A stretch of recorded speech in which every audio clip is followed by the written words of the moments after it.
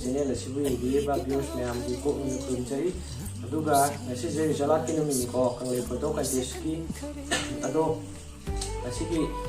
kangle photo contest ki result numi sida first second third da moi hom jaina moi mayum da chala surprise na mayum da hai ki moi da hai di ana hai dok da bi sumai hai da bi mayum do ni chala hai ki na khan me ba du lockdown je lockdown na maram moi ra chat khot khot ko ja ba su lai tre adugi mayam na khawra na ngai nei ba first second third asi kana kana na ha di ni asi aduga first second third da yi sing asi da bi na sa yi ba kai khuntu ni ha di su mayam pun ta ni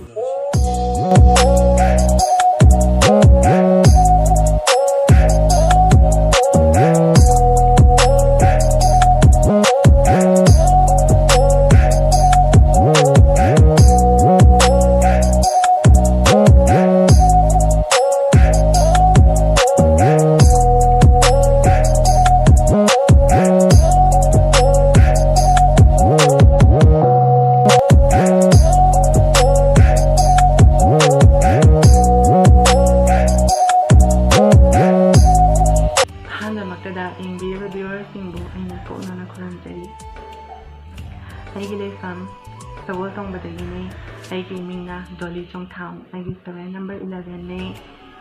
Kabalawang na siliba ang may photo contest sila sarong nga ba pangjalate ay nahani ay na tagat fundo jari ito ay niya na nuwag ta bahara gadi ang bakara na di transgender sigong matabag sila transgender yaway koli habagi handa ni yung bibas na may yaway ito kaso kande photo contest sila ay na yawag kita sa mayam na ay friends na support tawag badagi tumayin tawag ko daw yung yaw ko lo atong kaso kahit din na habadagi ay yaw sa gibani ito mga sili mayam dagi min kok tawag malapat ay yam harawi ay haningalit na yam harawi kabalawang bato ay na haningalit na tagat pa fong dojay aduga ay na kabalawang na dyan yung bagi matong na sus lagi na yam na siyang na photo contest at ang tupang ng boy bihan na ay nahijay aduga na siya pada kabalawang hay sa mga kitchen na sa mayam ng video na support o video na like comment subscribe mayam na daw video mo hay na ay nahijay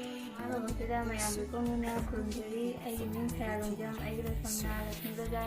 mayam na ibu nusibidu na kabalawang na sinja ba photo contest sida second tahan dulu mayam bukan cari na kalau untuk cari dunia na kabalawang ini nusibidu mayam nusibidu na support view ay na mayam kunda ko muna ahanba maktada kabalawang na siliba kangli photo contest sida ruk yaba pungjaba si yamna sunungai ai ming na Dolly Chongtham se number na 4 platform na songondong bo mangi kai de kini photo contest sida mai palakani habse edi thajarude adugu mayam na nusi bidagi support bi bidagi mai paksabi mayam ani ai tu lase mayam na nusi biduna kabalawang haiba channel asibu like share subscribe to